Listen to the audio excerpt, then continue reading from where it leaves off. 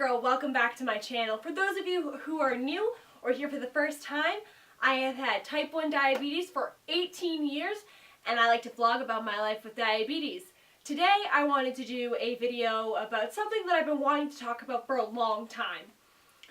So about 2 summers ago, when The Fault in Our Stars became a highly popular movie, I had read the book before I saw the movie, obviously, and it is one of my favorite movies. But, I always wanted to talk about what it's actually like to live with a chronic illness, even though theirs are terminal. That's beside the point. And then today I was on Facebook and a friend posted in a group about, and it was an article done by someone on Vox.com, that's Vox.com, about 8 things that we wish people would stop saying to type 1 diabetics. So I decided to take matters into my own hands and combine the 2 videos, or the 2 things, and make one video. So again, welcome back, and I wanted to start today off a little bit more of a positive yet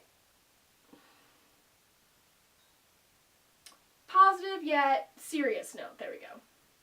So for those of you who know, I've had type 1 diabetes since I was 21 months old, and I don't really like to think of it as an illness anymore. It's always going to be a part of me, and it's never going to overpower me. I live with my type 1 diabetes. My type 1 diabetes does not live with me. Yeah. So the first thing that I used to get a lot when I was really little, and my mom did most of the talking, but even now I'll get it sometimes, and it really bothers me. And it's kind of like 2 things, but it's 1, but it's 2, is you don't look sick, and then the pity party that follows.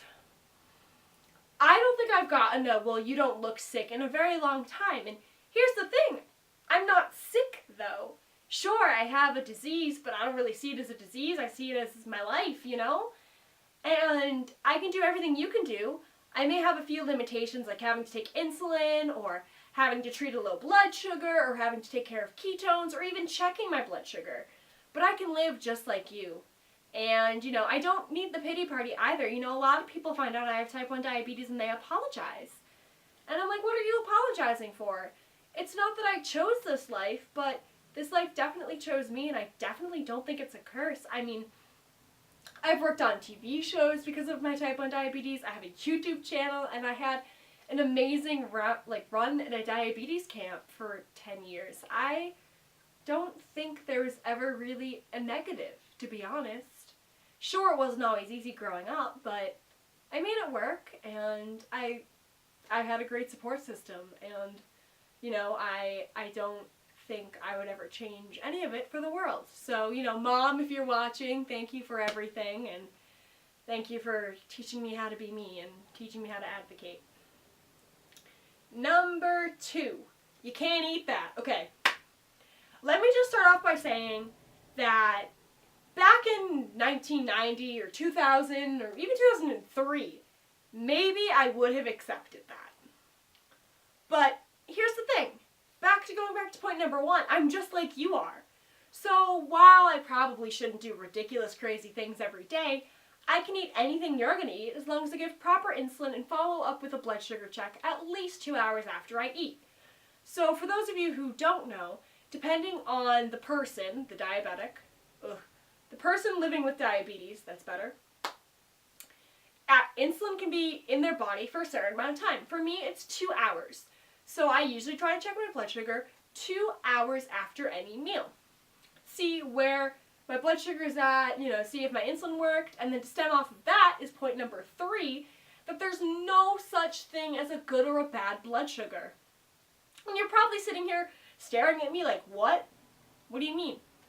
Blood sugars only give us information about what we have to do. So for example, my blood sugar is 257 after a meal.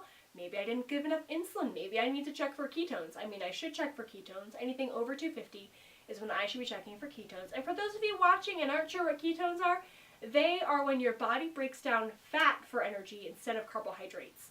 They can be really dangerous, and if you have ketones enough, you can fall into what's called diabetic ketoacidosis, which if left untreated can lead to death or coma. So some pretty serious things could be going on. And sometimes the only cause of ketones is literally that your pump site isn't working.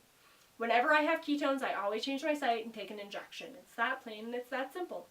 And low blood sugars for extended periods of time, they tell you that maybe you took too much insulin. Maybe it's time to turn that basal rate down. What can you do to fix this, and what is this blood sugar giving you a look at? Plain and simple. Number 4, asking for help. Anyone who knows me will tell you that I hate asking for help. I may have the greatest support system in the world, but I hate asking for help. It's not that I'm embarrassed, it's not that I feel weak, I just don't like being a burden to other people. And that's absolutely ridiculous. As I said, I have a great support system. My best friend, my mom, my boyfriend, even my boyfriend's mom. They're all so amazing and such a vital part of my life, and that makes me feel beyond lucky. And, even with this support system, sometimes even I question why I have such a problem asking for help when any of them would drop anything for me. And, to stem off of that, don't be afraid to ask for help. Don't be like me. I do these videos because sometimes I make a lot of mistakes, and if I can help one person from my mistakes, then I'm going to do it. I'm going to share with you my life story, And asking for help can be really scary sometimes. Maybe your site fell out at a music festival and you don't want to, necessarily make a big deal out of it, but you're going to need help to get it into that position.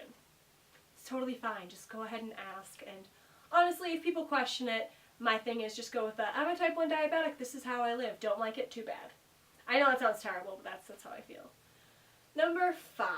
So this one is probably one of the most important ones to me, and I didn't learn this until I was a lot older. So for those of you who know, I went to a diabetes camp. I worked there, but I started there as a camper. And one of my first weekends I was there, I had a really, really amazing camp counselor. Her name was Caitlin. And she's no longer with us, and it's really upsetting because she really, really made a difference in my life. But one of the things that Caitlin always told me was that my diabetes was only a part of me, which meant that, yeah, sure, I live with it and I have it, but that I should never, ever let it overpower me, and I should never let it take control of my life. Caitlin told me that when I was 7 or 8, and I have lived through that message since I was 7 or 8, so 12, 13 years. And this message is probably the most important message I can give you. I hate when people call me a diabetic, because to me, that means that they're not going to take the time to get to know me. They're probably going to ask a lot of questions about my diabetes, which for those of you who know me, that's no problem. I don't mind educating. I love educating people about my type 1 diabetes. But I don't want to be seen as a health problem or a health scare or someone you may not understand. Because diabetes is fairly reasonable and it's easy to manage. It's hard to learn about, but when you have the right people, they're going to want to learn and they're going to want to support you. And by allowing myself to not believe that the diabetes was all of me but only a part of me, I was able to grow. For those of you who didn't know, in elementary school and middle school, I was really shy, especially about my diabetes. I've never been an overly quiet person. I kind of was as a child, but not really. But I was always afraid to share my life with my diabetes.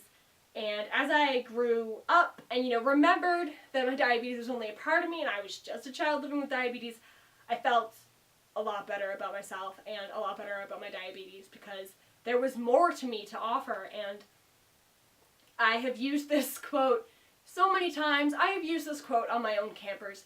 To me, it is so important that I am categorized than more than just a diabetic, Because when you say I'm a diabetic, then it sounds like I'm a health problem.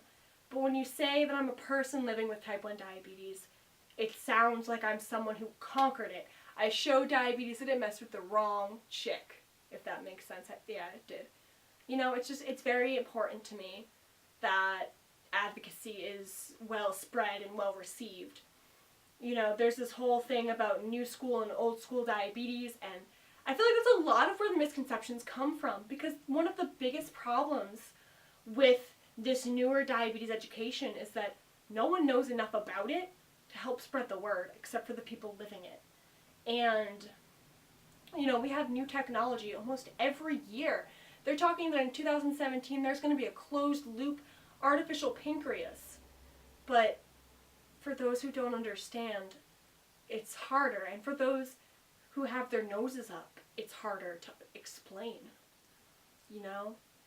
You see these posts on social media about how this herb cured diabetes, and maybe it took care of your type 2 diabetes, you know, but my diabetes is hereditary.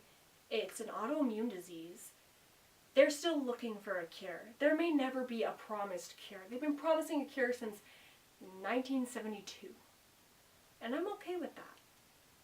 But misconceptions and myths are so easy to believe and to not understand, and sometimes that's where I get the most frustrated, that people are so set in their ways that they won't even listen to a type 1 diabetic who's lived with the disease her entire life, you know? I don't know, there are so many things I wish I could change, but I obviously know that I can't, and sometimes it makes things hard, but I honestly would never, ever trade this for anything.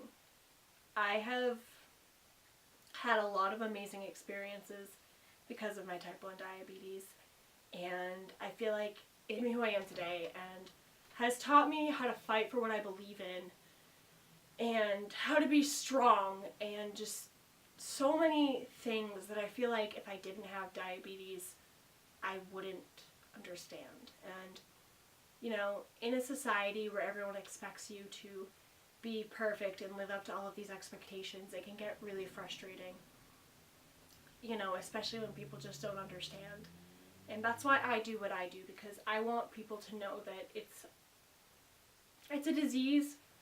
Ooh, I'm sorry, to some, but to me it's just a way of life, and I would honestly never change it for anything, which I know is kind of weird, but I'm thankful, honestly. And I guess that's kind of what I wanted to say. That, you know, there are a lot of things that may not make sense to you, but they make sense to me, and that's really important, and that you should never, ever, ever let diabetes stop you. I think if I had let my diabetes stop me a long time ago, I wouldn't be half the person I am today, as I said before. And I'm really glad that I get to do this and talk about my life with diabetes. And sure, my diabetes care sometimes sucks. I'm the first person to admit that. I make a ton of mistakes, you know, and I always want to do better. I can always learn and do better. And my journey has given me a lot of ups and a lot of downs. But I'm definitely really grateful for what I have and for what I've been through, for, you know, it helping me become stronger and really be able to connect with myself and really fully and truly love myself and know that it's only a day, and days can get better no matter what. And yeah, I guess that's my story, you know? I know it sounds weird that I call my diabetes a blessing, but I had to. You know, I knew it was going to be here for the rest of my life, and I couldn't let it stop me because I didn't know how to feel about it or because I wasn't confident. And I'm really glad that I get to share my story with you guys on YouTube, and I'm glad I got to share it on TV while it lasted. And this makes me happy, and I'm beyond happy all the time. And yeah, so thank you guys so much for your love and support. And if you have any questions, comment down below. And I will see you in my next video. Bye!